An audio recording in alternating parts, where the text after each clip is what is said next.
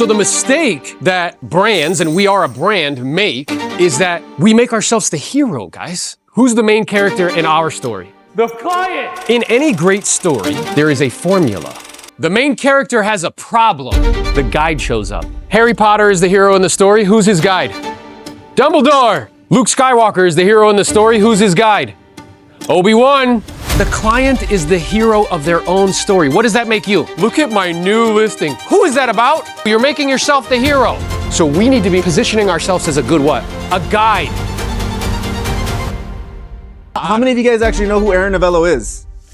Let's go. I'm doing a good job on media. Yes. He made a commitment to actually start doing some more social media stuff. And literally now, like, everybody knows who he is. And if I asked you guys if you guys knew who Aaron Novello was 2 years ago, no hand would have probably been raised. Yep. I'm super grateful to have met this guy. He has made a huge impact on me, and I know that he's going to make a huge impact on you guys. Mr. Aaron Novello. Appreciate you, bro. Thank you. Thank you, team. When we're trying to get attention, right? That's kind of like a theme. When he asked, hey, how many of you guys have heard of this person? And the main mechanism for them hearing about me was what? For those who perhaps have interacted with me in the digital form, where did you go to do that? Media, right? Now, what I would suggest to you, see, you said a word there. You said social media. Those two things are actually different. So when I say the word social to you, what comes up? Conversation, right? When I say the word media to you, what comes up? Okay. So when I talk to you, if I was to ask you about a media company, what would be an example of a media company? Disney, right? They're in the business of what? Delivering news, entertainment. Interesting. Okay, good. So what I became aware of, because I built my business, guys, in the residential resale side, pounding it out. 3 hours a day, 6 days a week, on the phone, prospecting, right? And what I learned is that I heard a quote which really kind of shook me up. It said, if you are a shitty marketer, you have to become a rock star salesperson. I was a terrible marketer. Over the last 2 or 3 years, I have shifted, and now I'm becoming a rock star marketer. Now, why is that important? Why is that valuable? Because our consumers, buyers and sellers, they speak a language, and we all speak the language of story. In any great story, and story, by the way, is the only tool that we have as humans that can captivate attention for hours at a time. How many of you guys have watched a movie for at least 2 hours in length?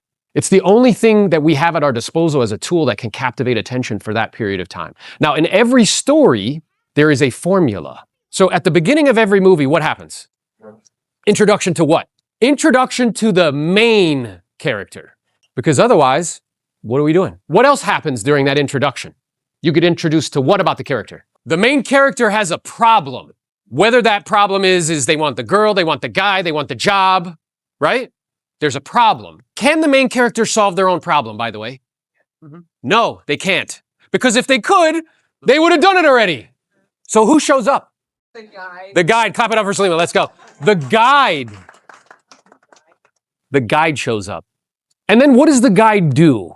He gives them a plan. He or she gives them a plan. And when they give him a plan, does the hero take action?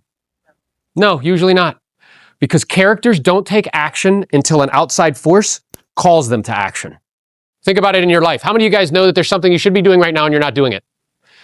Do you know what you're looking for? A guide to help you to solve your, whatever that problem is. I want to lose weight. I want to make more money. I want to have a better relationship with my wife, correct? The guide calls them to action. Then the hero ends up getting what? What they want. And you know what they avoid? What they don't want. So how do you think this applies to what we do, selling real estate? Who's the main character in our story? Oh yeah. This is so perfect. The client. You guys answered like a group of real estate agents. But isn't that interesting? And it reveals how we are not speaking the language of story. You doing a post of saying, look at my new listing. Who is that about? You're making yourself the hero. Are you helping the buyer solve any problems with that? Nope. Your ego gets you boost. Yeah, a little bit. Because like your sister and your mom put a heart on it. We make ourselves the hero, guys. The client is the hero of their own story. What does that make you? Let me ask you guys a question. Who's the weakest character in the story? The villain. The villain. Who's the second weakest? It's the main character, guys. It's the hero. Okay, let me ask you a question. Does Harry Potter know what he's doing? Nope. Does he know that he's magical? Nope. Does he know he's the most powerful wizard on the planet? Nope. You know who we root for? The guide. So we need to be positioning ourselves as a good what? Guide. Everybody who raised their hands and said that they had interacted with me, what happens is, imagine if you could send yourself in the digital form to have conversations with people. And they can decide if they know, like, and trust you. And if you're a good guide to help them to solve their, oh my God. You see how powerful this is? So you mean to tell me little posts like me, like, hey, cutie.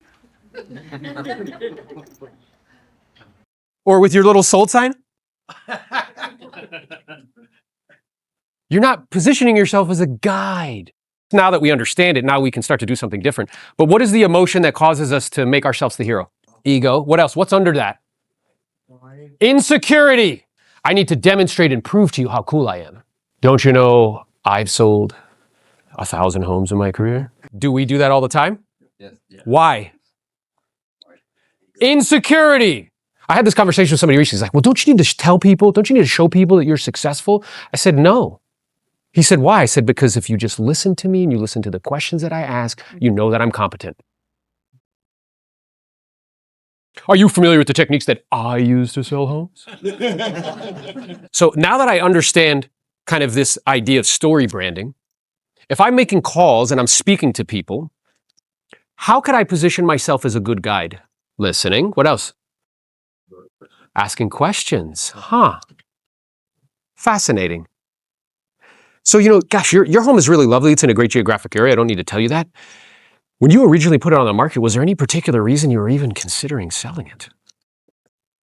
I'm wondering if you did sell it, and I'm aware that is an if, what would be the benefit to you and your family? How would your life improve in some way? What would happen on the outside chance if it didn't sell? Would that be okay with you? Where were you when my home was on the market for sale? We're not sure what we're going to do next. Can't you just tell me over the phone what you're going to do differently from my previous agent? These are all things that you'll hear from expired listings if you make the commitment to calling them. I personally did. It was a wonderful source of business. I listed over 100 homes one year and 75 were expired listings. So I'm going to give you what to say and how to say it to get past these initial objections and hurdles so you can continue the conversation and set more appointments.